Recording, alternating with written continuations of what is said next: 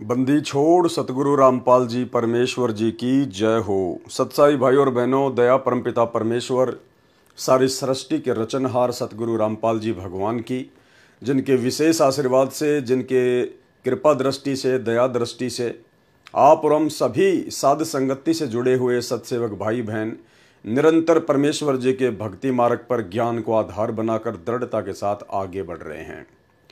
इस कलयुग की बिचली पीढ़ी में साक्षात धरती पर प्रकट पूर्ण ब्रह्म परमात्मा सतगुरु रामपाल जी परमेश्वर जी के विशेष आशीर्वाद के बिना ऐसा बिल्कुल भी संभव नहीं हो सकता था। ये परमेश्वर की विशेष दया जो मालिक ने अपनी शरण में लिया, और शरण में लेने के बाद परमेश्वर ने हमें साध संगति का मौका दिया, क्योंकि परमात्मा कहते हैं कि साध संगति हरि भक्ति बिन कोई न उतरे पार, और निर्मल आदि अनादि है गंदा सब संसार। साध संगति से भेद जो पाया, परमेश्वर सतगुरु रामपाल जी ने सफल बनाया।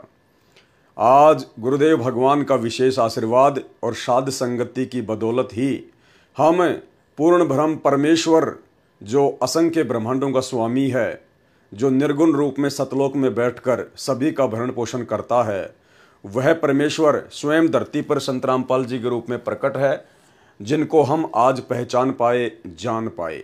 तो भाई और बहनों, अब इतनी बड़ी मेहर गुरुदेव भगवान ने आप और हमारे ऊपर कर दी है, तो हमने भी किसी भी प्रकार से कोई भी कसर इस भक्ति मार्ग में, भक्ति को लेकर, मर्यादाओं को लेकर, गुरुदेव के प्रति भाव और श्रद्धा को लेकर नहीं रखनी है। तो भाई और बहनों, यथार्थ भक्ति बोध के सरलार्थ के ऊपर हम आगे बढ़ें, उससे पहले गुरुदेव भगवान से विनती करेंगे, आशीर्वाद लेंगे, ताकि परमेश्वर हमें सद्बुद्धि बख्शे और उनके कर कमलों से रचित यथार्थ भक्ति बोध के अनुवाद को हम समझ सकें। बंदी छोड़ सतगुरु रामपाल जी परमेश्वर जी की जय हो।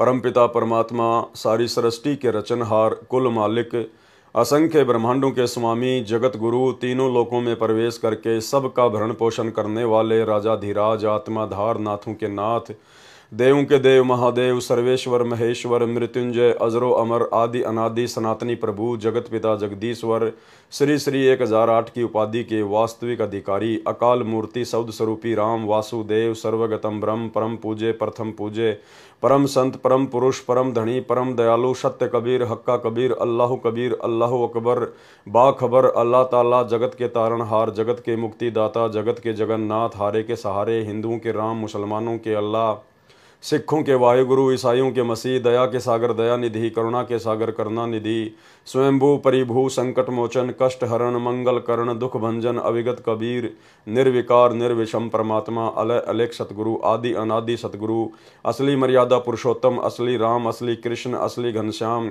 असली मुरारी, राजाओं के राजा, महाराजाओं के महाराजा, शहंशाहों के शहंशाह, सम्राटों के सम्राट, भगवानों के भगवान, अल्लाहों के अल्लाह, प्रभुओं के प्रभु, मसीहाओं के मसीह, सच्चे वाहिगुरु, बाबाओं के बाबा, पीरों के पीर, सेठों के सेठ, जगत सेठ, सावड़सा सेठ, सर्वगुण संपन्न, अनंत कोटि कलाओं के स्वामी, अनंत कोटि ब्रह्मांडों के नायक, योगियों में महायोगी, ध्यानियों में महाध्यानी, सिद्धों में परम सिद्ध, ज्ञानियों में तत्वज्ञानी, ब्रह्म ज्ञानी, महाज्ञानी, परम ज्ञानी, सर्वश्रेष्ठ ज्ञानी, विज्ञानी, युवा कबीर, समरथ कबीर, असमवात, अमित ओजा, सच्चे रहनुमा करीम अल्लाह, सुबहान अल्लाह, दुनिया के अंतिम पैगंबर। 8 सितंबर 1951 से गांव धनाना, जिला सोनीपत, हरियाणा, भारतवर्ष की पावन भूमि पे प्रकट रियल कल की भगवान श्री नारायण साकार हरि श्री बाबा साहेब संत शिरोमणि सतगुरु रामपाल जी परमेश्वर जी के चरण कमल में साध संगति से जुड़े हुए देश विदेश से हम सभी सत्सेवक भाई बहनों का अनंत कोटि दंडवत प्रणाम। तो भाई और बहनों, यथार्थ भक्ति बोध के सरलार्थ में गुरुदेव भगवान के विशेष आशीर्वाद से, उनकी रजा से हम काफ़ी आगे पहुंच चुके हैं, और आज हम चर्चा करेंगे इन वाणियों के माध्यम से परमेश्वर के सतलोक के विषय में। सतलोक में परमेश्वर जी का कैसा रूप है, कैसी उनकी आभा है, और सतलोक में कैसे कैसे ठाट बाट हैं, सतलोक कितना विशाल है, सतलोक में कैसे कैसे आनंद हैं, ये सारा वर्णन आगे इन वाणियों में किया हुआ है। तो गुरुदेव भगवान के आशीर्वाद से, उनके कर कमलों से लिखित इस पुस्तक को पढ़ने मात्र से भी हम बहुत से पुण्य के भागी मिलते हैं। इसलिए हमने बहुत ही ध्यान से इन चीज़ों को पढ़ना चाहिए, देखना चाहिए, क्योंकि हम इस वीडियो को देखकर रात को सो जाएंगे, कोई बड़ी बात नहीं है, लेकिन भाई और बहनों, आत्मा को परमात्मा ने जितना रिचार्ज करना था परमेश्वर ने उतना रिचार्ज उसको जो है वो कर दिया है। जैसे आपके मोबाइल में बैटरी होती है और आपने मोबाइल को चार्जिंग पे लगा दिया, आपका मोबाइल चार्ज हो गया 50%, और किसी कारण से आपका मोबाइल टूट गया और जब आप बैटरी को निकालेंगे और दूसरे मोबाइल में डालेंगे तो बैटरी 50% ही चार्ज दिखाएगी। तो मोबाइल है शरीर और बैटरी है आत्मा। तो आत्मा को परमात्मा इस प्रकार से हर युग में धीरे धीरे धीरे धीरे रिचार्ज करते हुए, बहुत सारे हमारे को मानव शरीर देते हुए, उन मानव शरीरों के माध्यम से अपनी आत्मा को परमात्मा भक्ति से रिचार्ज करते करते करते करते यहाँ तक लेके आए हैं। और अब गुरुदेव भगवान के सत्संग सुनकर, उनसे आशीर्वाद लेकर, उनके मंत्र करके, उनकी आरतियां करके आत्मा निरंतर चार्ज होती रहती है। और बीच बीच में परमात्मा साध संगतियों के माध्यम से भी अपनी आत्मा को रिचार्ज करते रहते हैं। तो जितना हम परमेश्वर की महिमा को पढ़ेंगे सुनेंगे उतनी ही आत्मा हमारी रिचार्ज होती चली जाएगी।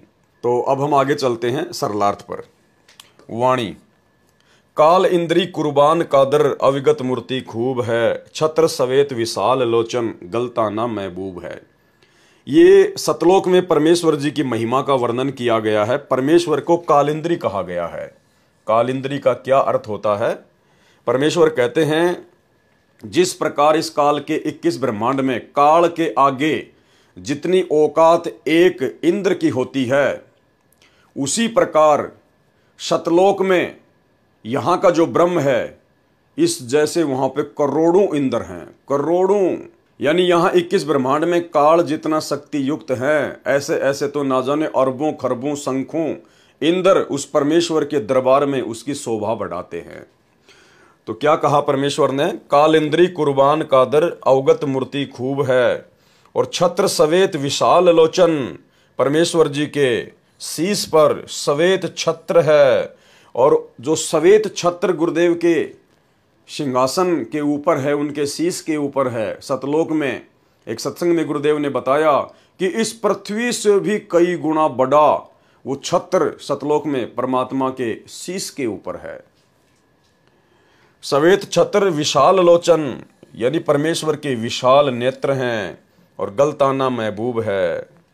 काल इंद्री का अर्थ है कि परमेश्वर कबीर जी के लिए काल अर्थात 21 ब्रह्मांड के स्वामी ब्रह्म जैसे तो इंद्र जैसे हैं। जैसे काल लोक में एक ब्रह्मांड में एक इंद्र का लोक है, जिसके अधीन 33 करोड़ देवी देवता हैं। इंद्र उनका राजा है, जिस कारण से देवराज भी कहा जाता है। परंतु 21 ब्रह्मांडों का राजा है काल, परंतु ये जो ब्रह्म है ये 21 ब्रह्मांडों का राजा है। जैसे ब्रह्म की तुलना में इंद्र की महिमा कुछ भी नहीं है।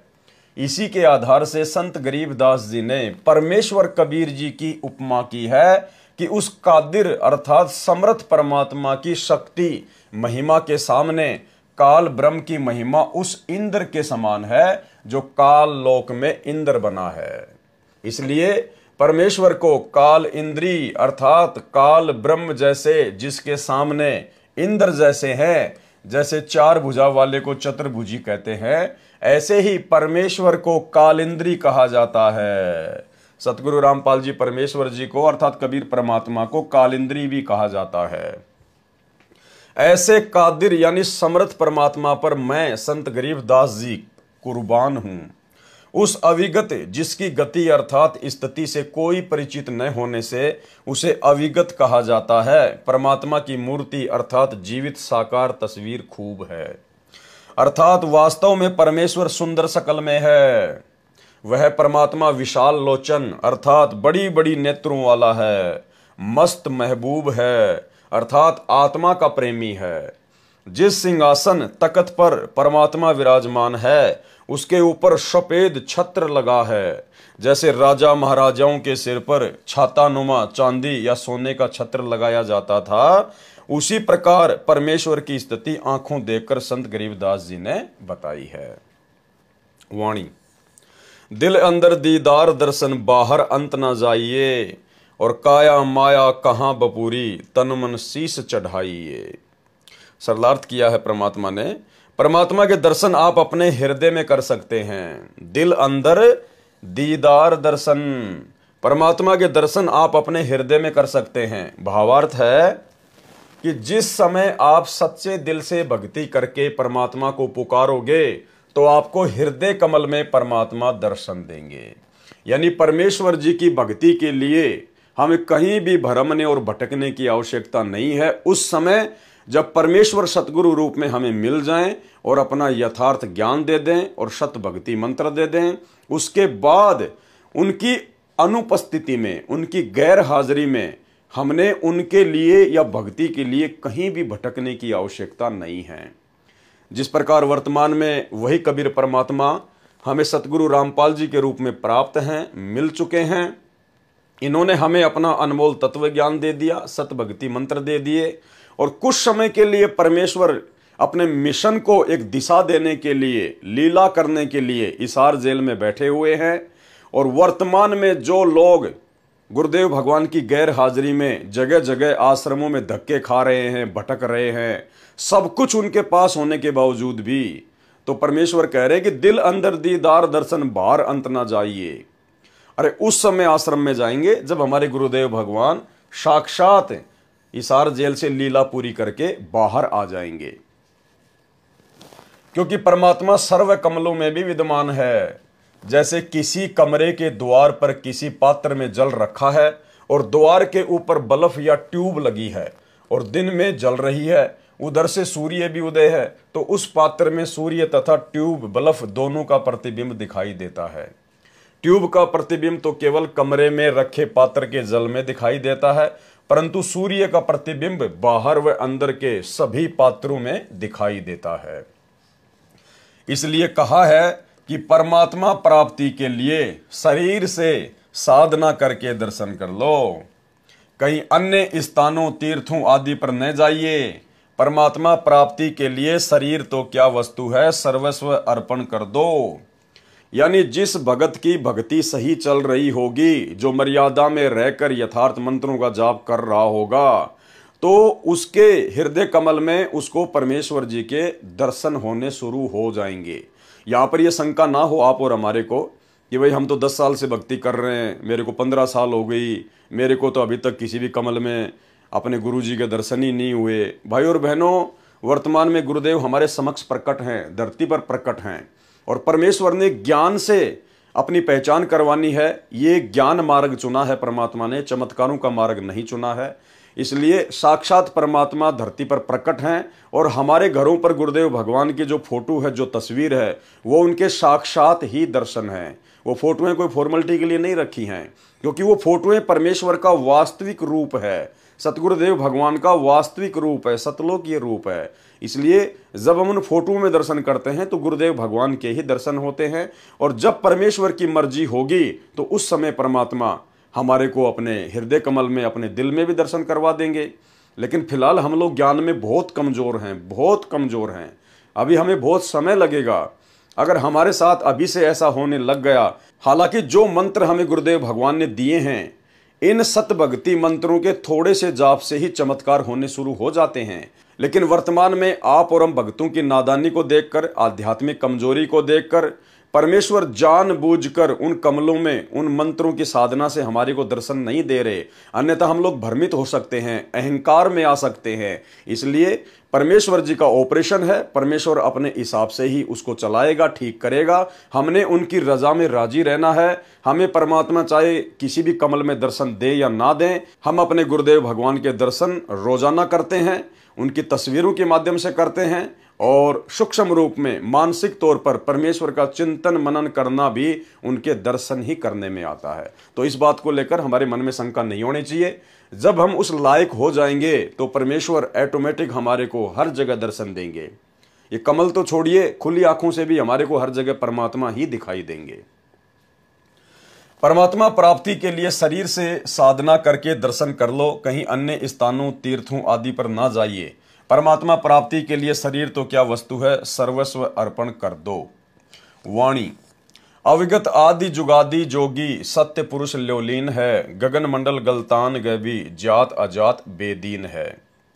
अविगत आदि जुगादि जोगी, ये परमेश्वर जी के बारे में लिखा हुआ है कि सत्य पुरुष परमात्मा गगन मंडल अर्थात आकाश में बने सतलोक में रहता है।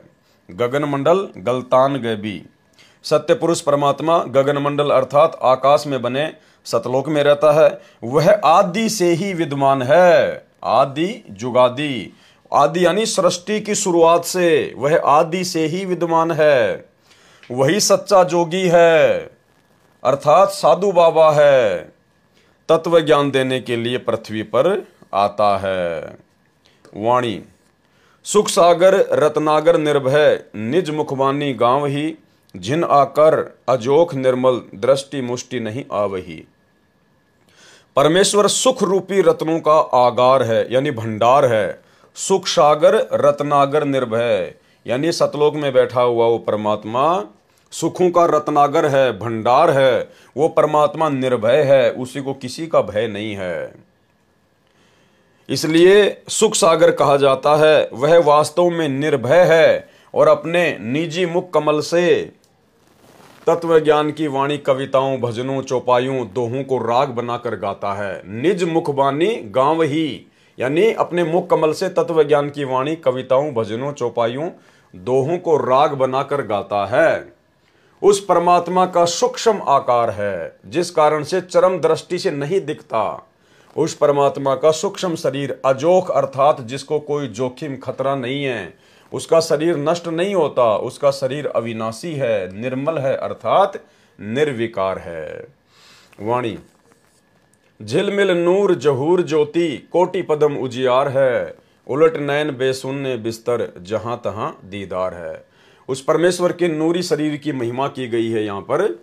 उस परमेश्वर का शरीर झिलमिल झिलमिल करता है, झिलमिल नूर जहूर ज्योति, उस परमेश्वर का शरीर झिलमिल झिलमिल करता है। जैसे हम बचपन में देखा करते थे गांव में कि बहुत सारी माता बहनें अपने सर पर ऐसी चुंदड़ी ओढ़ा करती थी जिसमें बहुत सारे जो है वो सितारे लगे होते थे वाइट वाइट के, और जब वो चलती थी तो सूर्य के प्रकाश के कारण वो झिलमिल झिलमिल झिलमिल झिलमिल किया करते थे। या फिर दूसरा उदाहरण ऐसे लीजिए, जैसे आपसे काफ़ी दूर पर किसी पहाड़ पर बहुत सारे बल्ब जल रहे हों और रात्रि में वो दूरी पर जलने के कारण झिलमिल झिलमिल करते हैं। तो इस प्रकार से परमेश्वर के शरीर का जो नूर है, जो तेज है, जो आभा है, वो झिलमिल झिलमिल करती रहती है, बड़ी आनंददायक है। उस परमेश्वर का शरीर झिलमिल झिलमिल करता है। उसके नूर अर्थात प्रकाश का जहूर नजारा ज्योति इतनी है कि करोड़ पद्मों का प्रकाश है। जैसे श्री कृष्ण जी के पैर में पद्म था, उसका प्रकाश 100 वाट के बल्ब जितना था। परमात्मा के शरीर की ज्योति दूर से करोड़ों पद्मों जैसी दिखाई देती है। उसको देखने के लिए अपने नेत्रों को संसार से उलटकर हटाकर ऊपर उस शून्य रूप आकाश में लगा, अर्थात जो गुरुदेव भगवान ने हमें साधना दी है, जो मंत्र दिया है सतनाम का, सुरति नृति मन और पवन के साथ में पूर्ण मर्यादा में रहकर हम उन मंत्रों का जाप करें और एक समय हमें उस परमेश्वर के दर्शन होने शुरू होंगे।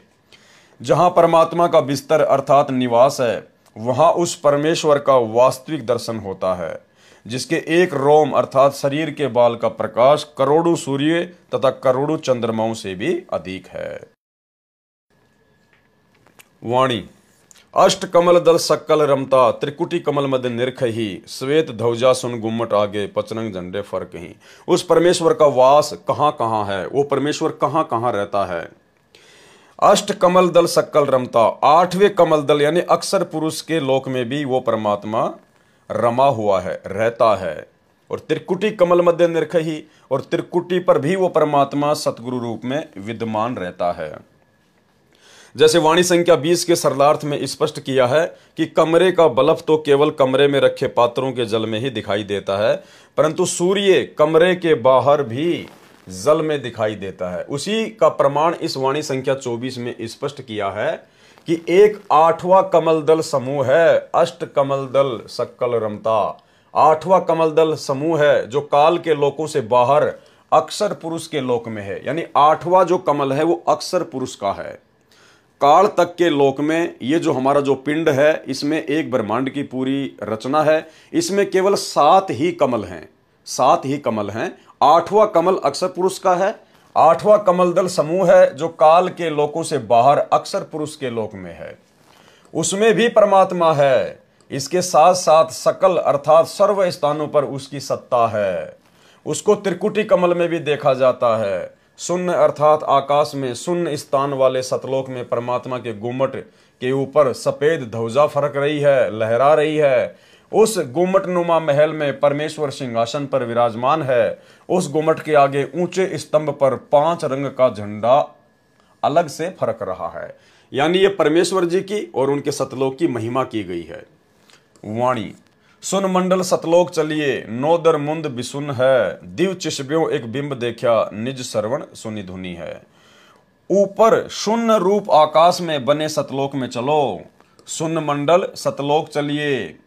उसके लिए बाहर के 9 दर 9 द्वारों को मूंद कर बंद करके दिव्य चिश्मों यानी नेत्रों से एक बिंब अर्थात चमकता चेहरा देखा, अपने कानों से सतलोक की धुन अर्थात शब्द की आवाज सुनी। ये गरीबदास जी महाराज जी कह रहे हैं कि जब मैं गया परमात्मा के साथ में तो मैंने इस प्रकार से उस परमेश्वर जी के दर्शन किए। सुन मंडल सतलोक चलिए, नोदर मुंद बिसुन है, दिव चिशब्यों एक बिंब देखा, निज श्रवण सुनि धुनी है।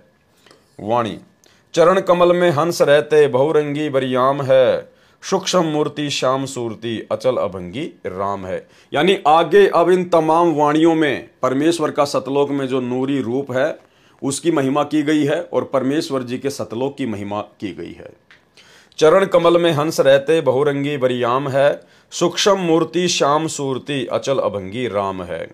उस परमेश्वर के चरण कमल में अर्थात उनके लोकों में उनकी शरण में हंस निर्विकार भगत जन रहते हैं।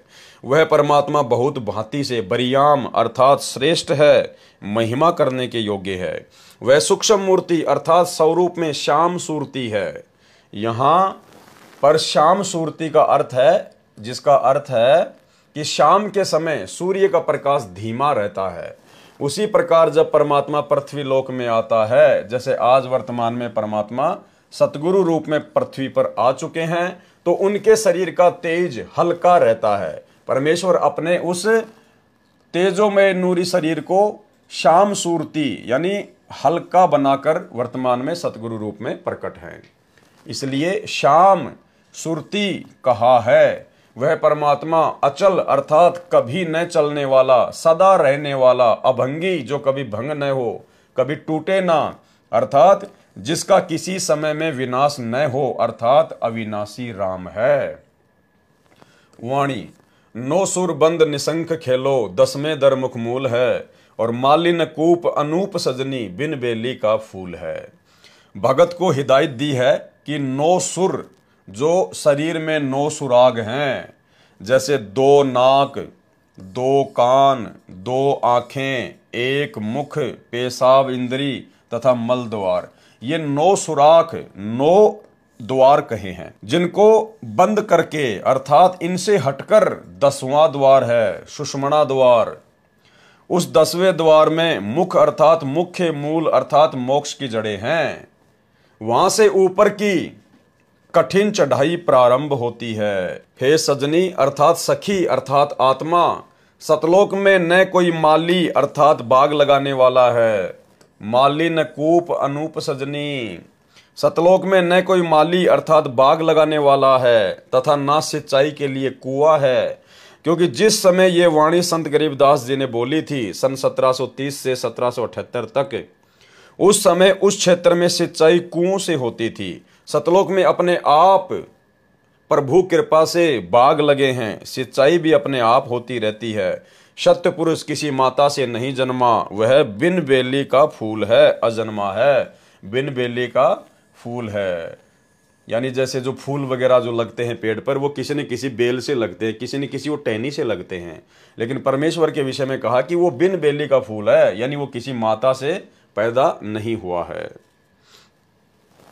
वाणी श्वास ऊश्वास पवन को पलटे, नाग फुनी को भूंच हैं, सुरती नृति का बांध बेड़ा, गगन मंडल को कूच हैं। अब भाई और बहनों, ये वाणी बहुत इंपॉर्टेंट है, क्योंकि देखो परमेश्वर ने हमें साध संगत से जुड़े हुए भाई बहनों को वर्तमान में अपने विशेष आशीर्वाद से उस स्थिति में लाके खड़ा कर दिया कि अब हमने परमेश्वर जी के सत भक्ति मंत्रों को, चाहे प्रथम नाम हो चाहे सतनाम हो, हमने विशेष ध्यान से जाप करना पड़ेगा।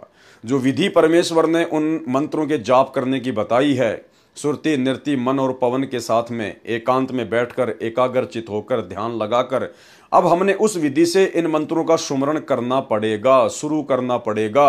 आशीर्वाद गुरुदेव भगवान का रहेगा, अन्यथा भक्ति नहीं बनेगी, उस स्तर की नहीं बनेगी जिस स्तर की भक्ति परमात्मा चाहते हैं। वो समय अलग था, वो शुरुआत का समय था कि नाम उठत नाम बैठत नाम सोवत जागबे, नाम खाते नाम पीते नाम सेती लागबे। बच्चा जब पहली क्लास में आता है तो उसको बोल बोल के पढ़ाया जाता है, गा गा के पढ़ाया जाता है, A for apple, B for ball. और जब वही बच्चा 8वीं 10वीं में चला जाता है तो उस बच्चे को पूरी वास्तविकता समझ में आ जाती है। फिर वो बच्चा बोल बोल कर नहीं पढ़ाई करता कि A for apple, B for ball, फिर वो डायरेक्ट सेंटेंस बोलता है, क्योंकि उसको पता चल गया कि ए से केवल एप्पल ही नहीं है, ए से तो ना जाने हजारों की संख्या में मीनिंग होते हैं।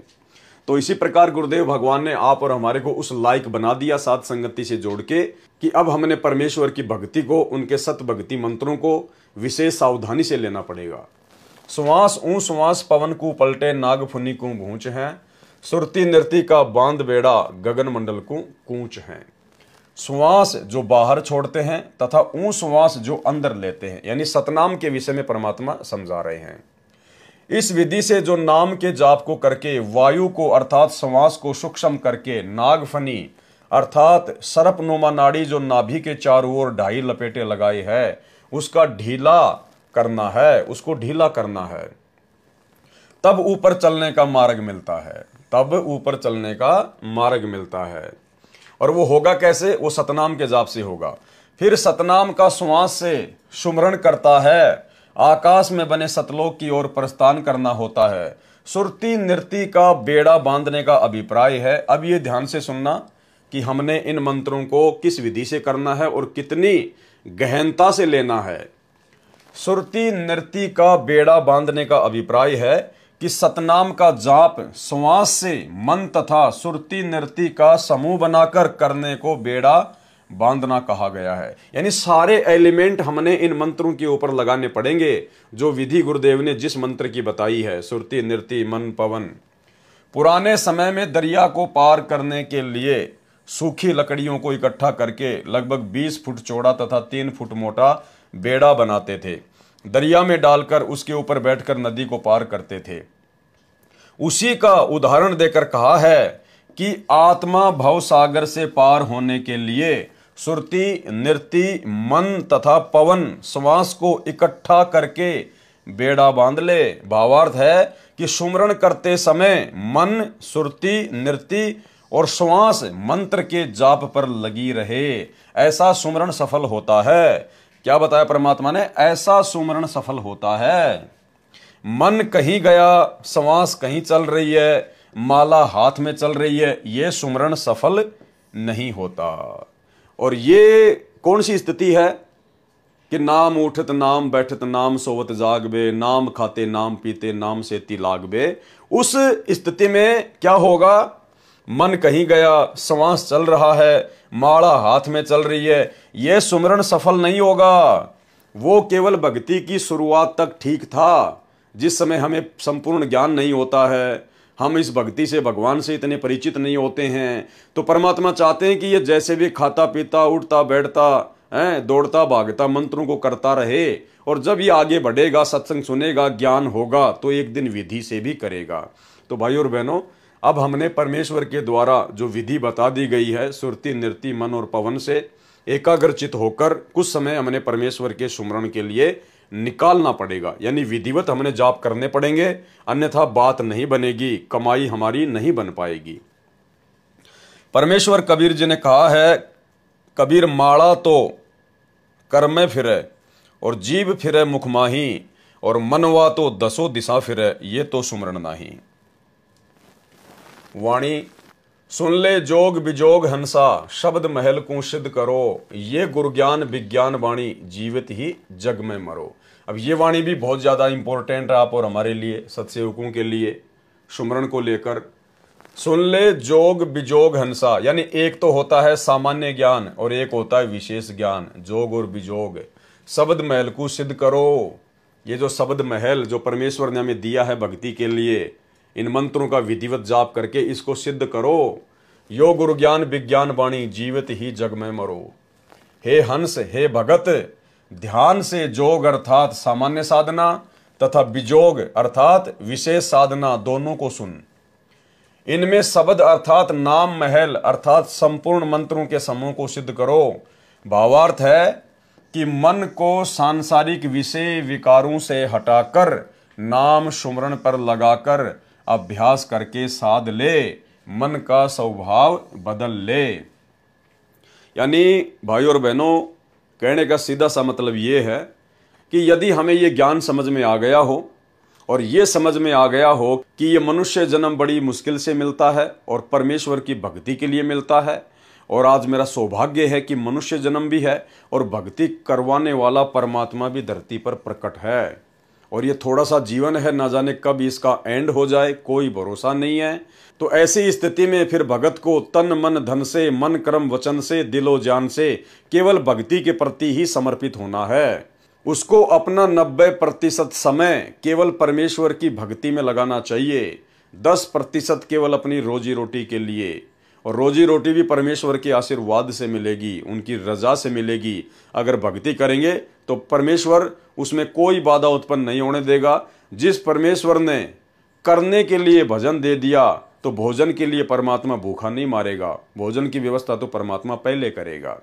तो हमने ज़्यादा से ज़्यादा समय परमेश्वर की भक्ति के लिए निकालना चाहिए, और जितने भी हमारे सांसारिक काम धंधे हैं जो हमने फैला रखे हैं, यो गुरु ज्ञान विज्ञान वाणी, जीवित ही जग में मरो, यानी हमने जितने भी सांसारिक काम धंधे जो फैला रखे हैं 2 पैसे के लालच में, और आगे से आगे हम उनको बढ़ाते जा रहे हैं। एक फैक्ट्री लग गई, दूसरी की तैयारी हो रही है, एक ऑफिस खोल लिया, दूसरी ब्रांच की ओर तैयारी हो रही है। तो भाई और बहनों, अब हमने इन आदतों से पीछे हटना पड़ेगा। ये काल की बीमारी है, हमने इन चीजों से पीछे हटना पड़ेगा, अपने काम धंधे को धीरे धीरे समेटना पड़ेगा। अगर ज्ञान समझ में आ गया तो ज्यादा समय हमने परमेश्वर की भक्ति को देना पड़ेगा, सत्संग सुनने को देना पड़ेगा, सुमरण को देना पड़ेगा, तब कहीं जाके हमारी बात बनेगी। और जितने भी विषय विकार हैं उनसे भी हमने पीछे हटना पड़ेगा गुरुदेव भगवान के आशीर्वाद से। इनमें शब्द अर्थात नाम महल अर्थात संपूर्ण मंत्रों के समूह को सिद्ध करो। भावार्थ है कि मन को सांसारिक विषय विकारों से हटाकर नाम सुमरण पर लगाकर अभ्यास करके साध ले, मन का स्वभाव बदल ले। ये है गुरु ज्ञान और विज्ञान अर्थात तत्व ज्ञान की वाणी अर्थात वचन, और जीवित ही जग में मर ले। जीवित जग में मरने का भाव है कि मन की कल्पनाओं को रोककर इच्छाओं का दमन कर। मन की कल्पनाओं को रोककर, मन तो आपको हमेशा आगे से आगे बढ़ाएगा। और अब तो आपको परमात्मा की भक्ति मिल गई, आपको सहारा मिल गया परमात्मा का, अब तो आपका काम धंधा पहले से कहीं अच्छा चलेगा, तो मन आपको आगे से आगे दौड़ाएगा कि बेटा काम बढ़ा, लेबर बढ़ा। तो भाई और बहनों, इन मन की कल्पनाओं को हमने रोकना है, ये सोचकर कि ये काम धंधे करते करते तो असंख्य जन्म बीत गए, कुछ भी हाथ नहीं आया। और भाई और बहनों, अब ये परमात्मा मिला है, काम धंधा भी परमात्मा चलाएगा, थोड़े से में पूरे परिवार का पेट भरेगा, समय आने पर हर प्रकार की हमारी इच्छाओं की पूर्ति करेगा, और बाकी जोड़ जोड़ के रखना, बैंक बैलेंस बनाना, ये फिर भक्ति में भक्तों के काम नहीं है। जीवित जग में मरने का भाव है कि मन की कल्पनाओं को रोककर इच्छाओं का दमन कर। जैसे व्यक्ति की अचानक मृत्यु हो जाती है, उसके मन की सारी योजना फेल हो जाती है। साधक पहले से ही यह धारणा बनाकर संसार में निर्वाह करता है, लंबी चौड़ी योजनाएं न बनाकर इच्छाओं को सीमित रखता है। यानी भगत के परमात्मा ने लक्षण बताए हैं कि लंबी चौड़ी योजनाएं न बनाकर इच्छाओं को सीमित रखता है। क्योंकि आज हम जिन कार को, कोठियों को, बड़ी बड़ी फैक्ट्रियों को बनाने में, अपने काम धंधे को बढ़ाने में, प्लाटों पे प्लाट लेकर पटकने में, जमीनों पर जमीन लेकर पटकने में, जो अपना जितना समय बर्बाद हम कर रहे हैं, ये सब कुछ चीजें यहीं रह जानी है, कुछ भी साथ नहीं जाएगा, शरीर भी साथ नहीं जाएगा, सबको पता है। लेकिन जब गुरु का ज्ञान हो जाए तो फिर हमने इन चीज़ों पर कंट्रोल रखना सीखना होगा, हमने कंट्रोल करना पड़ेगा इनके ऊपर, अन्यथा हमारा अधिकांश समय इन्हीं मन की कल्पनाओं में व्यर्थ हो जाएगा। लंबी चौड़ी योजनाएं न बनाकर इच्छाओं को सीमित रखता है, वह यह विचार करके सत्संग में जाता है कि मान ले मेरी आज मृत्यु हो जाती तो भी घर ऑफिस कार्यालय का कार्य नहीं कर सकते थे, इसलिए मान ले हमारी मृत्यु हो गई, हम चले सत्संग में, 3-4 दिन के लिए जीवित मर गए। विचार करें, मृत्यु तो किसी की भी कभी भी हो सकती है, तब भी कार्य से सब्र करना पड़ता है। सर्व कार्य सदा के लिए छूट जाता है, वह हानि भी हो जाती है जो मरने वाले की कमाई मेहनत व्यापार न करने से होनी है, उसकी क्षतिपूर्ति कभी नहीं हो सकती। जो भगत जीवित मरकर सत्संग में 3-4 दिन के लिए गया था, उसके अभाव में 3-4 दिन में जो व्यवसाय में हानि होनी थी उसकी क्षतिपूर्ति तो वह फिर से कर सकता है, क्योंकि वह परमानेंट नहीं मरा है, वह तो जीवित मरा है। वैसे तो भक्तों के सत्संग में जाने से कभी हानि नहीं होती, लाभ ही होता है। इसको कहते हैं जीवित मरना। संत गरीबदास जी ने कहा है कि गुरुजी द्वारा बताए ज्ञान तथा तत्व ज्ञान का सारांश ये है कि यदि भक्ति करना तथा मोक्ष पाना चाहता है तो जीवित मर ले, यानी उपरोक्त सारी चीजों को अपने जीवन में धारण कर ले, मन की कल्पनाओं को शांत कर, रोक, विषय वासनाओं से विषय विकारों से अपने आप को हटा और एक प्रकार से जीवित मर के परमात्मा की भक्ति कर कि सोचो मैं तो मर गया, अब ना कोई काम, ना कोई धंधा, ना कोई रिश्तेदारी, ना कोई बोलने वाला। इस भाव से हमने परमेश्वर जी की भक्ति को महत्व देना है और परमात्मा फिर अपने भगत के काम बिगड़ने नहीं देता है। वाणी, उज्ज्वल हिरंबर श्वेत भोरा अक्षय व्रत सतबाग है, जीतो काल विशाल सोहम तरतीवर बैराग है। अब भाई और बहनों, ये जो आदरणीय गरीबदास जी महाराज जी की वाणियां हैं, ये गूढ़ ज्ञान है, इनमें बहुत सारी भाषाओं के शब्दों का समावेश है और ये वाणियां एक कैप्सूल रूप में है, यानी कैप्सूल के अंदर एक बीमारी का समाधान छुपा होता है। तो ये एक बार के कोई देखने से या पढ़ने से आप और हमारी समझ में नहीं आएंगी। कोई ये सोचे कि भाई हम तो पढ़ रहे हैं, हमारी समझ में नहीं आ रही ये वाणियां, तो ये मुझे भी कोई एक बार कोई पढ़ने से या देखने से समझ में नहीं आ रही हैं, लेकिन आत्मा चार्ज हो रही है, आत्मा अंदर से इस ज्ञान को स्वीकार जो है वो कर रही है।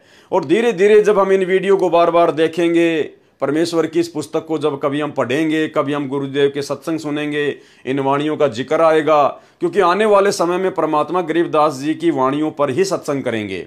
बाकी ब्रह्मा विष्णु महेश का बाप कौन है, उसकी माँ कौन है, दुर्गा का पति कौन है, ये परमात्मा ने बता दिया जो बताना था। वो डीवीडी भर चुकी हैं, मेमोरी कार्ड भर चुके हैं, सत्संग यूट्यूब पर पड़े हैं, जिसको वो प्रमाण देखने वहां जाकर देखो।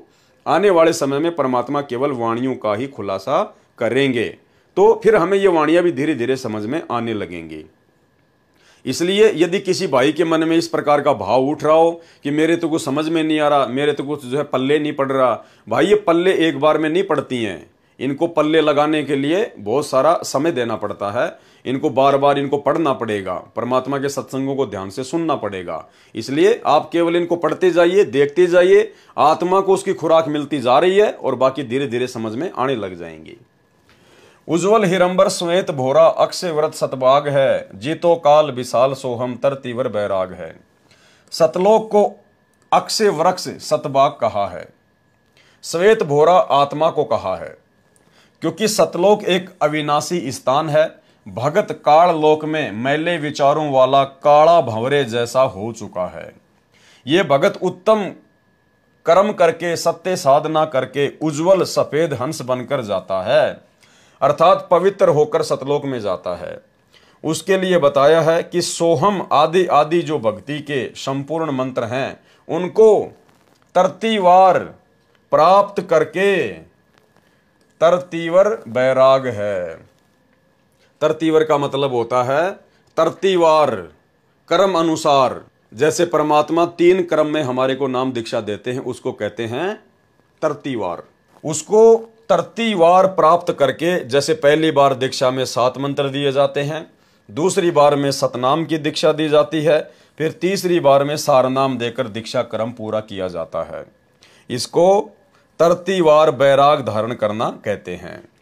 मोक्ष के लिए वैराग्य कर ले, संसार के अस्थायी सुख तथा संपत्ति संतान से मोह कम करके वास्तविकता को ध्यान में रखकर साधना करने को संत जी ने कहा है, जिससे काल के जाल से मुक्त हुआ जा सकता है। इसे काल को जीतना कहा गया है। वाणी, मनसा नारी कर पनिहारी, खाखी मन जहाँ लिया, कुंभक काया बाग लगाया, फूले हैं फूल बिसा लिया। यानी मनसा का मतलब परमात्मा ने बताया हमारी इच्छाएं, फालतू की ये कल्पनाएं जो मन पैदा करता है, तो हम इनको कैसे सेट करें, तो उसके लिए परमात्मा ने बताया मनसा नारी कर पनिहारी। अब ये पनिहारी क्या होती है?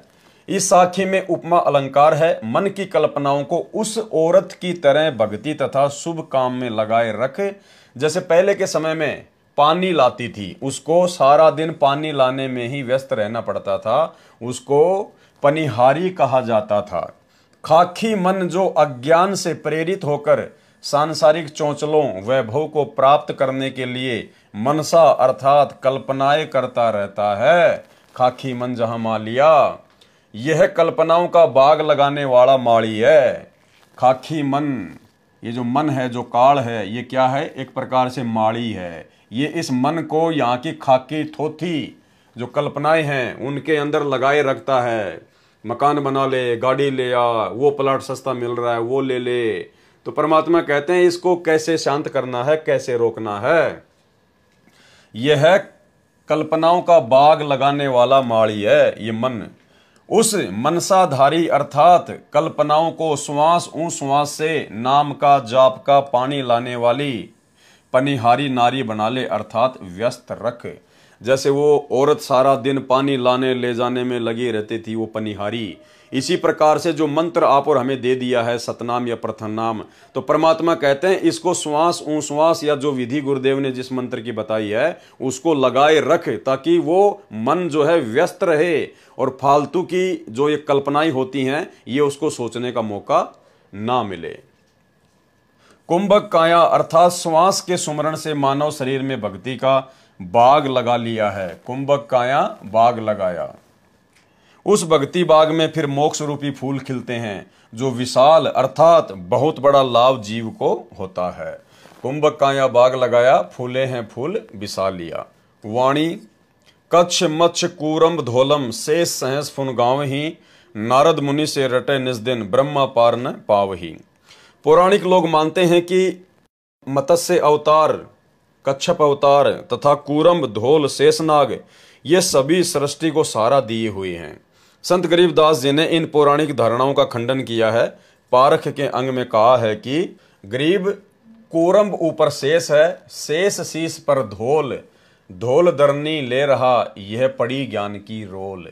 पौराणिक व्यक्तियों की धारणा है कि सृष्टि इस प्रकार ठहरी है। कूरम्ब यानी कछुए के ऊपर शेषनाग बैठा है, शेषनाग के सिर पर धोल अर्थात बैल खड़ा है, बैल ने अपने सींग पर पृथ्वी उठा रखी है। संत गरीबदास जी ने कहा है कि यह तो ज्ञान में रोल अर्थात भूल भुलैया लगी है।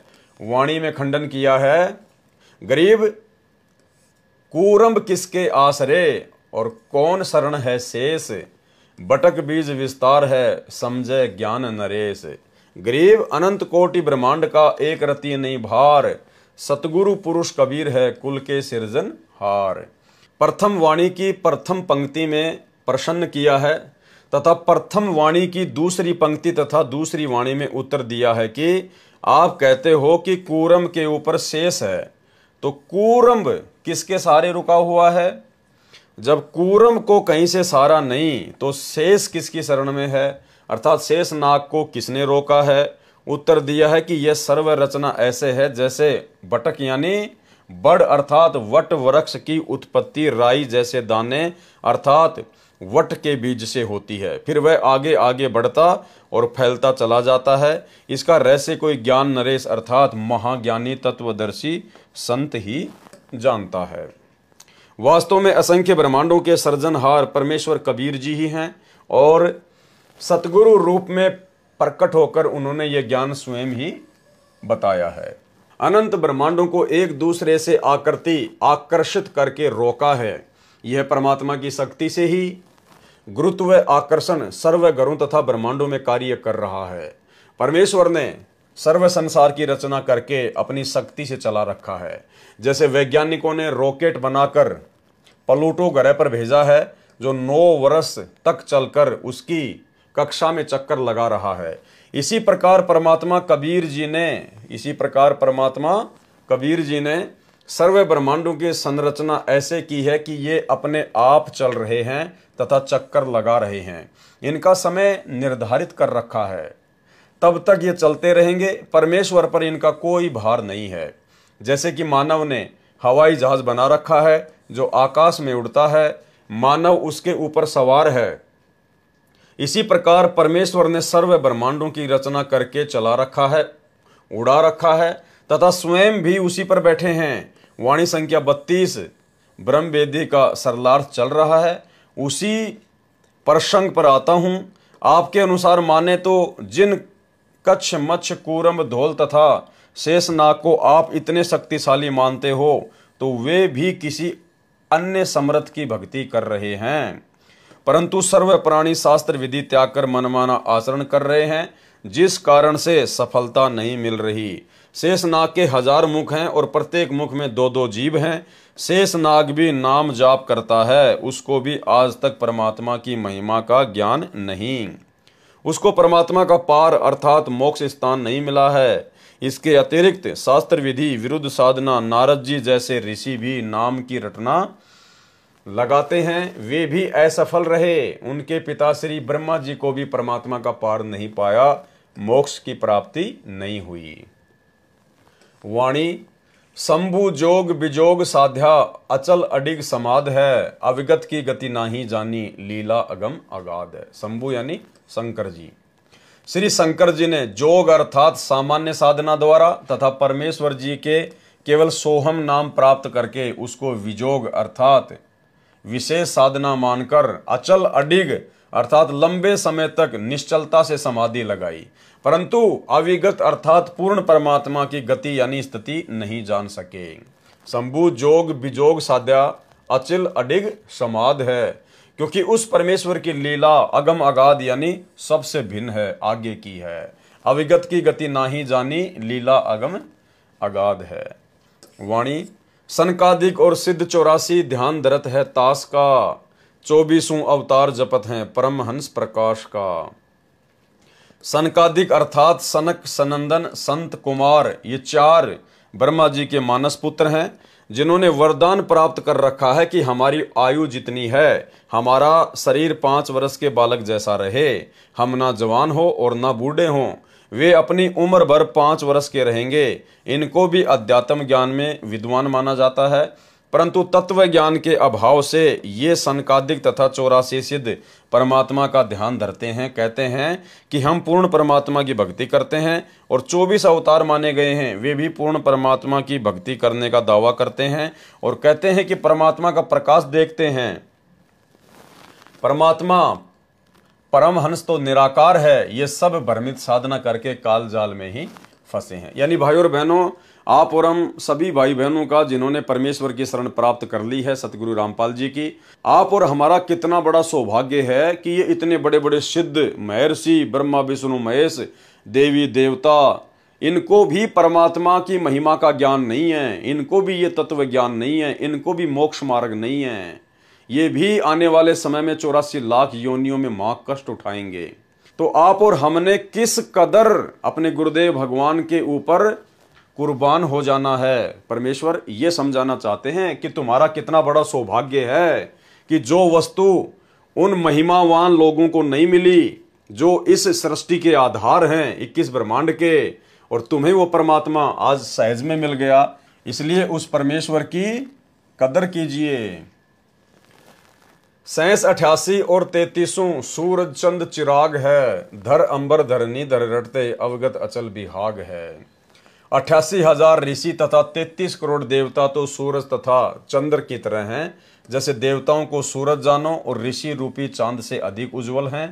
धर जो काल के अवतारधारी हैं, वे धरती पर तथा आकाश में अन्य द्वीपों में जाकर शास्त्र विरुद्ध नामों को रटते हैं। वह अविगत अर्थात परमेश्वर अचल विहाग यानी यथावत स्थिर है, उसकी भक्ति विधि में कोई परिवर्तन नहीं है। तत्व ज्ञान के अभाव में मनमाना आचरण करके साधक बने हैं, सब काल जाल में ही हैं।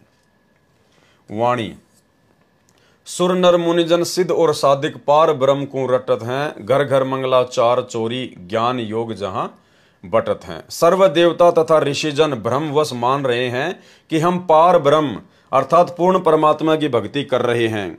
घर घर में मंगलाचार अर्थात शुभ कामनाएं देते हैं और ज्ञान भी सुनाते हैं जो अधूरा ज्ञान है। वाणी चित्रगुप्त धर्मराय गावे आदि माया ओंकार है। कोटि सरस्वती लाभ करत है ऐसा पार ब्रह्म दरबार है। यानी इस वाणी में सतलोक की महिमा की गई है। चित्र तथा गुप्त तथा धर्मराज भी ओंकार अर्थात काल का जाप करके उसकी आदि माया जाल में उलझे हैं। काल लोक में शारदा अर्थात सरस्वती जो ब्रह्मा जी की पुत्री है, उसकी आवाज अत्यंत सुरीली बताते हैं। उसके गाने सुनकर देवता लोग आनंद लेते हैं। संत गरीबदास जी ने बताया है कि सतलोक जो पार ब्रह्म का दरबार है, उसमें ऐसी ऐसी करोड़ों सरस्वती अपनी सुरीली आवाज में गाने गाती हैं। वाणी कामधेनु कल्पवृक्ष जाके इंद्र अनंत सुर भरत हैं। पार्वती कर जोर लक्ष्मी सावित्री शोभा करत हैं। इस वाणी में भी सतलोक की महिमा की गई है। सरलार्थ सत्य पुरुष परमेश्वर के सतलोक में काल लोक में बने स्वर्ग महास्वर्ग जो ब्रह्मलोक में है, उसकी तरह कामधेनु सर्व सुख पदार्थ खाने के लिए उपलब्ध कराने वाली गाय जो कामना यानी इच्छा करते ही वस्तु प्रस्तुत कर देती है, ऐसा मानना है। तथा कल्पवृक्ष सर्व मनोकामना पूर्ण करने वाला पेड़ जो स्वर्ग महास्वर्ग में माना जाता है, जो काल लोक के कल्पवृक्ष तथा कामधेनु से कई गुना अधिक सुविधादायक है। उस परमात्मा के दरबार में इंद्र सर्व गाने बजाने वालों की टीम के साथ वहां सुर भरता है अर्थात गाने गाता है।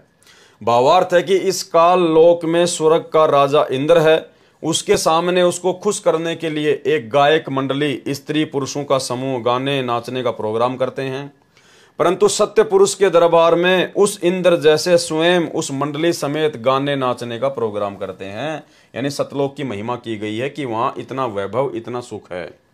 ऐसे ऐसे अनंत प्रोग्राम सत्य पुरुष के सतलोक में होते हैं तथा यहाँ की महान देवियां पार्वती लक्ष्मी तथा सावित्री जैसी सुंदर देवियां परम पुरुष के दरबार की शोभा बढ़ा रही हैं। वाणी गंधर्व ज्ञानी और मुनि ध्यानी पांचों तत्व खवास हैं। त्रिगुण तीन बहुरंग बाजी कोई जन बिरले दास है। गंधर्व एक देव श्रेणी है, वे विद्वान भी माने जाते हैं तथा मुनि ध्यानी अर्थात ऋषिजन ध्यान बहुत करते हैं। ऐसे ऐसे सतलोक में अनेकों हंस हैं और पांचों तत्व उस सतलोक में नौकर हैं। काल लोक में तो पांच तत्व प्रधान हैं, क्योंकि यहां सर्व रचना पांच तत्व से बनी है। त्रिगुण यानी ब्रह्मा रजगुण विष्णु सतगुण तथा शिव तमगुण है। ये तीनों यहाँ काल लोक में प्रधान है। इन्हीं पांचों तत्व तथा तीन गुणों से काल की सर्वबाजी अर्थात रचना व्यवस्थित है। परंतु यहाँ पर सब अभिमानी है। दास अर्थात नम्र भगत तो कोई कोई है। वाणी ध्रुव प्रहलाद अगाध अग है जनक विदेयी जोर है। चले विमान निदान विद्या धर्मराय की बंद तोड़ है। काल की भक्ति करने वाले ध्रुव तथा प्रहलाद जैसे बहुत अगाध यानी सर्वोपरि भक्ति वाले अगय यानी आगे पहुंचे हुए माने जाते हैं। और जनक विदेयी को भी इसी श्रेणी में लेते हैं, जो विमान में बैठकर स्वर्ग गए थे। रास्ते में नरक में 12 करोड़ प्राणी कष्ट झेल रहे थे। राजा जनक विदेयी ने अपनी भक्ति से आधे पुण्य उनको संकल्प करके दे दिए, जिस कारण से वह नरक खाली हो गया। धर्मराज का विधान है कि जिसका जितना नरक समय है वह नरक में कष्ट भोगेगा, और जिसका जितना समय स्वर्ग में है वह उतने समय स्वर्ग का सुख भोगेगा। परंतु राजा जनक जी ने वह बंद तोड़ दिया, अपने पुण्यों का आधा हिस्सा देकर उनका वह नरक समय समाप्त कर दिया, जिस कारण से वे 12 करोड़ प्राणी स्वर्ग में चले गए। परंतु राजा जनक को काल ने लूट लिया, उसके आधे पुण्य समाप्त कर दिए, जिस कारण से वह पुण्यात्मा शीघ्र पुण्यहीन होकर पुनर्जन्म को प्राप्त हुई और सिख गुरु नानक जी के रूप में श्री कालूराम मेहता खत्री के घर पंजाब की धरती पर जन्मे। अब देखो भाई और बहनों, इसमें बहुत सारी बातें हैं। परमेश्वर के आगे काल की कोई औकात नहीं है। काल केवल उतना ही सोच सकता है जितना परमात्मा चाहते हैं। अब काल ने सोचा कि मैंने राजा जनक को लूट लिया, मैंने उसके आधे पुण्य लूट लिए, और जब तक इसके पुण्य इन 12 करोड़ आत्माओं के साथ में रहेंगे तब तक तो मैं इनको जो है स्वर्ग में बैठा दूंगा, और जैसे पुण्य समाप्त होंगे फिर इनको इनका वो कर्म भोगने के लिए मैं इनको नरक में डाल दूंगा। और मैंने राजा जनक के आधे पुण्य लूट लिए। ठीक है, काल की सोच अपनी थी, लेकिन ये रजा परमात्मा की थी, ये गुरुदेव भगवान की मर्जी थी। क्योंकि भाइयों और बहनों, युगों युगों से परमात्मा उस आत्मा के साथ में थे, और कलयुग की पिछली पीढ़ी में उस आत्मा को मनुष्य जन्म देकर उनको पार भी करना था। तो परमेश्वर की दया थी, अगर राजा जनक के वो पुण्य परमात्मा समाप्त ना करवाते तो 650 साल पहले यानी 550 साल पहले आदरणीय नानक जी का जन्म ही नहीं होता धरती पर। क्योंकि परमात्मा ने उनके उसी हिसाब से वो पुण्य काल के माध्यम से नष्ट करवा दिए, ताकि जब परमात्मा सन 1398 में इस कलयुग के प्रथम चरण में आए तो उसके थोड़े समय बाद में वो राजा जनक वाली आत्मा भी नानक जी के रूप में जन्म लेकर धरती पर आ जाए। तो सोचिए भाइयों और बहनों, जैसे ही राजा जनक के पुण्य समाप्त हुए, काल ने उसको नीचे पटक दिया। अब यदि राजा जनक अपने वो आधे पुण्य उन 12 करोड़ आत्माओं को ना देता तो भाइयों और बहनों 550 साल पहले वो यहाँ पे जन्म लेकर पैदा ही ना होता, क्योंकि उसके आधे पुण्य और शेष होते और ना जाने कितने समय तक वो ऊपर ऐश करता, आराम करता। तो सब कुछ परमेश्वर ने सेट किया हुआ है। काल केवल खुश हो जाता है कि मैंने बहुत अच्छा कर दिया, मैंने उसको लूट लिया, मैंने ये कर लिया। लेकिन परमात्मा जिन आत्माओं के साथ में है, उन आत्माओं का अकाउंट फिर परमात्मा के अकॉर्डिंग होगा, सबका नहीं होता। जो परमेश्वर के हंस होते हैं, जो किसी कारण से भक्ति छोड़ देते हैं, त्याग देते हैं, लेकिन जो गुरुद्रोही नहीं होते, उनके साथ फिर परमात्मा रहता है, फिर उनका अकाउंट परमात्मा के हाथ में होता है। तो सारा खेल ये सतगुरु रामपाल जी भगवान का, उस कबीर भगवान का था। दूसरी ओर 12 करोड़ आत्माओं को नरक से निकलवाकर स्वर्ग ले गए। इस कारण से वाह वाह प्रशंसा के पात्र बने, परंतु अपना भक्ति धन लुटा दिया। फिर वे 12 करोड़ प्राणी राजा जनक द्वारा दिए पुण्य का समय स्वर्ग में भोगकर फिर उसी नरक में डाले गए। उनका जो नरक भोगने का समय शेष बचा था वह तो भोगना ही पड़ा। तत्व ज्ञान न होने के कारण राजा जनक ने उपकार भी किया, परंतु उन 12 करोड़ आत्माओं को कोई लाभ नहीं हुआ, क्योंकि उनको नरक तो भोगना ही पड़ा। कुछ समय स्वर्ग में रहकर क्या लाभ हुआ? कुछ नहीं, क्योंकि आम व्यक्ति ये मानता है कि कुछ समय तो सुख मिला उन 12 करोड़ प्राणियों को। परमेश्वर कबीर जी ने संत गरीबदास जी को तत्व ज्ञान दिया था, उसके आधार से वह कुछ समय के लिए मिला सुख व्यर्थ है। यदि पुण्य नरक में न आना पड़ता तो राजा जनक जी का उपकार सराहनीय था। वह सतनाम सारनाम की सत्य साधना से संभव है। इसलिए कहा है कि राजा जनक भी लुटे गए और उन 12 करोड़ प्राणियों को भी पुण्य नरक भोगना पड़ा। राजा जनक ने जो कार्य किया वह जोर है, अर्थात खूब है, प्रशंसा के योग्य है। ऐसे ऐसे और भी बहुत से धर्मात्मा हुए हैं, परंतु तत्व ज्ञान में कहा है कि आत्म प्राण उद्धार ही ऐसा धर्म नहीं हो, यानी जो किसी आत्मा का उद्धार कर दे, उसका मोक्ष करवा दे, उससे बढ़कर और कोई धर्म नहीं है। और यह धर्म वर्तमान में सतगुरु रामपाल जी परमेश्वर जी के हाथ में है। भावार्थ है कि यदि जीवात्मा का जन्म मरण, कभी स्वर्ग कभी नरक का चक्कर कोई छुड़वाता है तो उससे बढ़कर कोई धर्म नहीं। ये कार्य परम संत ही कर सकते हैं। कौन कर सकते हैं? परम संत ही कर सकते हैं। और वे परम संत स्वयं कबीर परमात्मा है, जो आज धरती पर सतगुरु रामपाल जी के रूप में प्रकट हैं। वाणी गोरख दत्त जुगादी जोगी नाम जलंधर लीजिए, भरतरी गोपी चंदा सीजे ऐसी दीक्षा दीजिए। बड़े साधकों के नामों में गोरख दत्तात्रेय जलंधर नाथ जैसे एक युग तक योगी अर्थात साधक बनकर साधना करके सिद्ध बने। उनको जैसा ज्ञान था उसके आधार से उन्होंने सच्चे मन से साधना की, परमात्मा प्राप्ति के लिए सर्व न्योछावर कर दिया। भले ही उनको पूर्ण मोक्ष प्राप्त नहीं हुआ, परंतु उनका प्रयत्न एक सच्चे संत तथा भगत वाला था। इस वाणी में संत गरीबदास जी ने समझाया है कि गुरु को ऐसी शिक्षा तथा दीक्षा अपने शिष्य को देनी चाहिए जैसे श्री गोरखनाथ जी ने अपने शिष्यों गोपीचंद तथा भर्तरी को दी थी, और जैसे ये दोनों सीजे खरे उतरे, ये गोरखनाथ जी की शिक्षा का परिणाम था।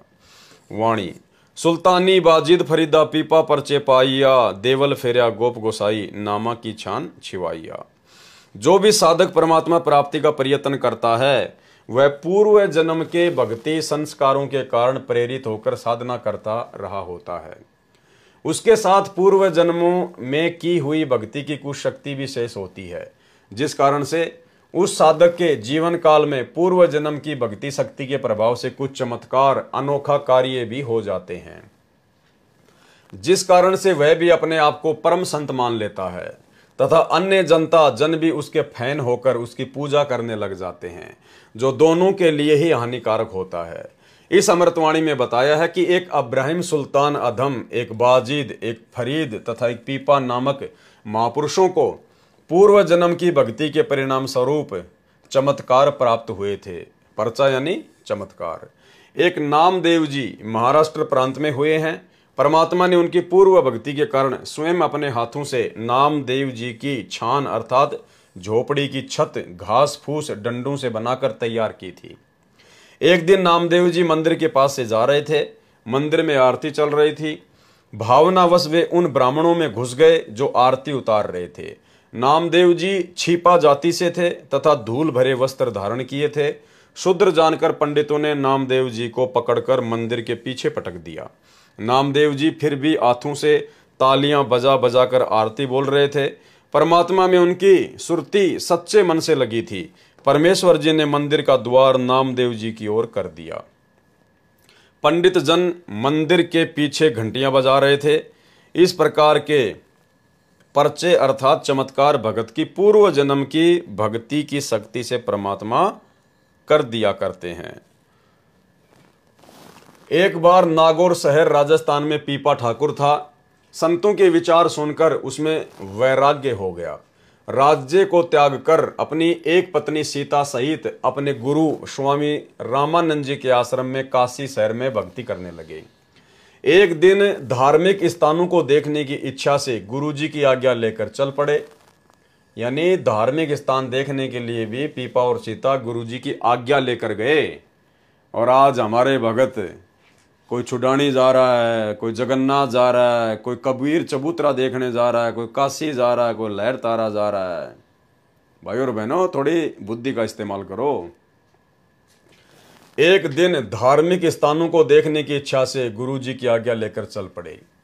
एक स्थान पर द्वारिका नाम से संत आश्रम था, जो दरिया के किनारे बना था।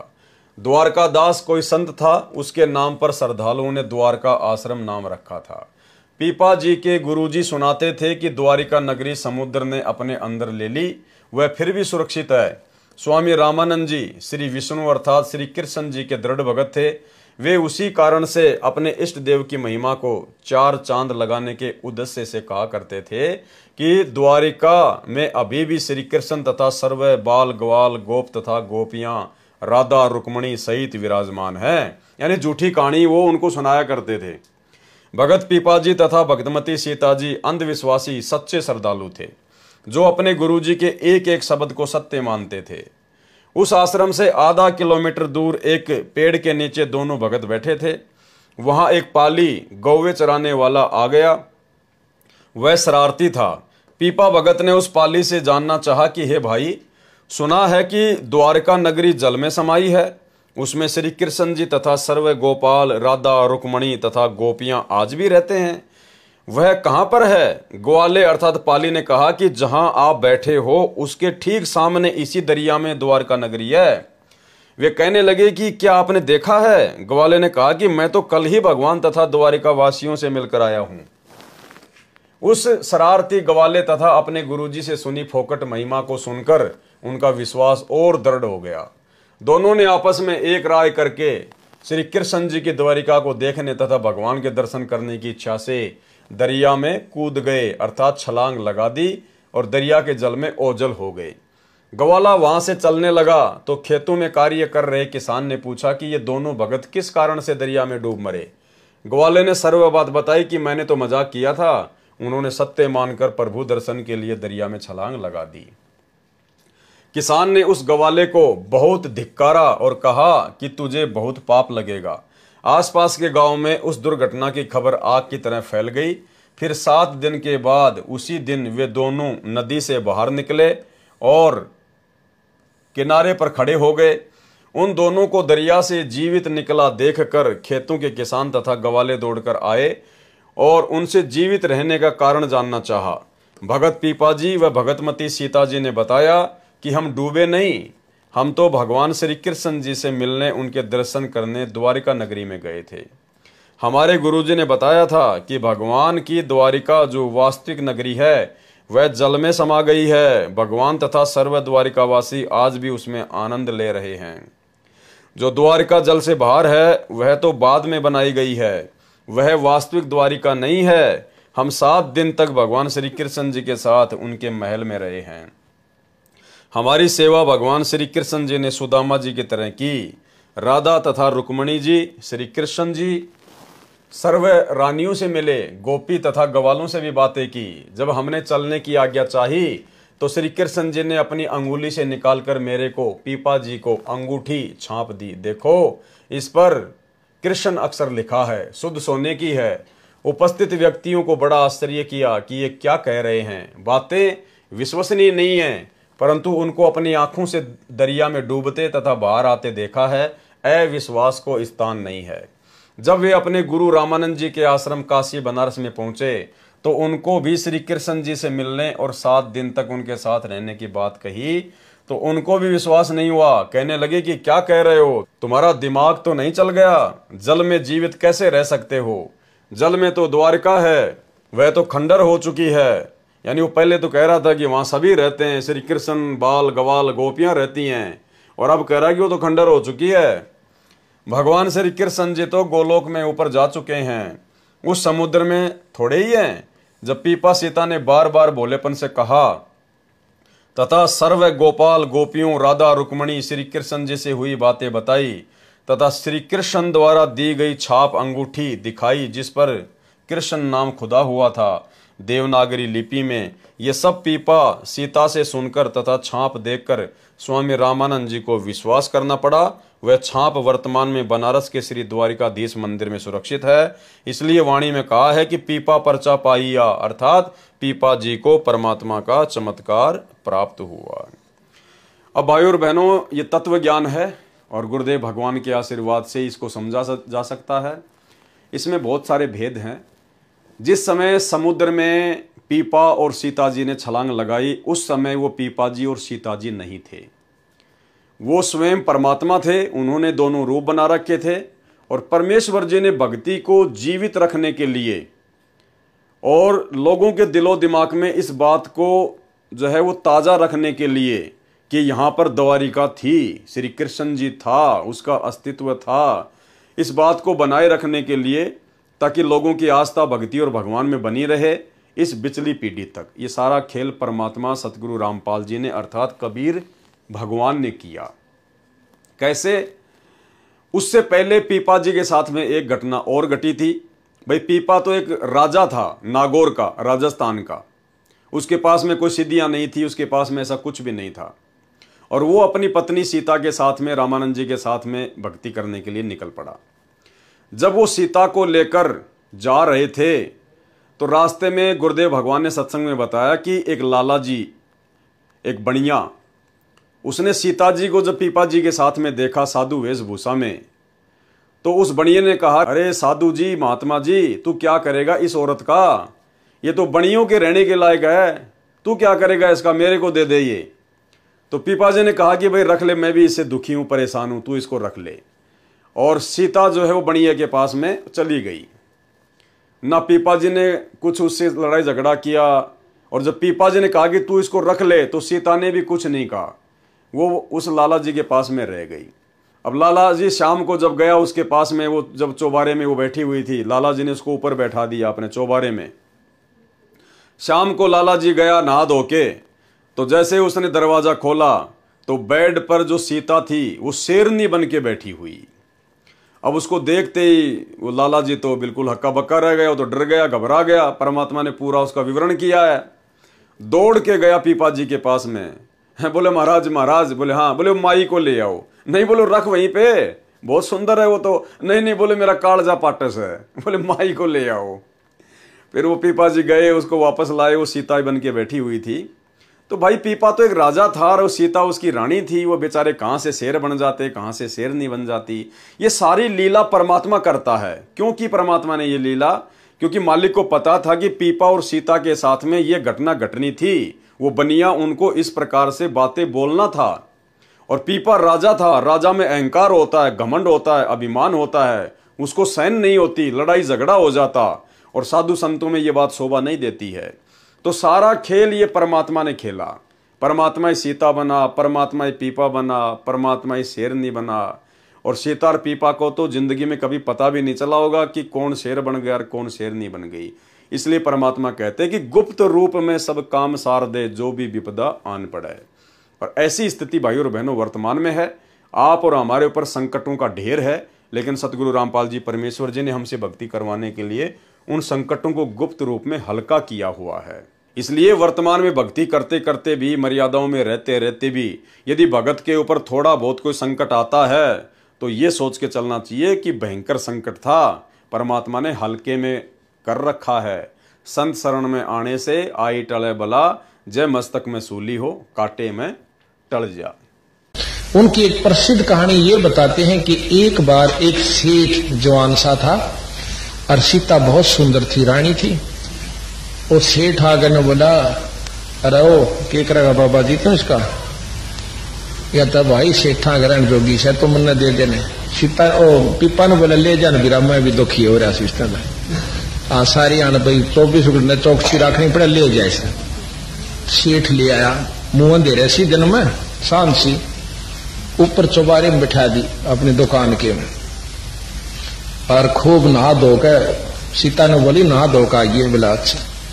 जब वो गहना नहा धोकर कुआड़ खोले तो शेरनी बनी बैठी, बाणिए पैड़ काला में नोकुला करता करता तड़ा आगे देता और थक बुढ़िया लांगड़ रही लेकर पीपा जी दो रहा है। बोला नो से न साधु जी कहाँ? उमाई ने लिया। बोला ना उड़े राज तो मैं मेरी जा क्यों हो गया जब सा अगर मेरी गेल चाल बुरा कालजा पाटे। तो भाई उन्हें लेके पीपा जी गया, बड़ा देखा सीता बैठी नो की नो। बोला की बात होया?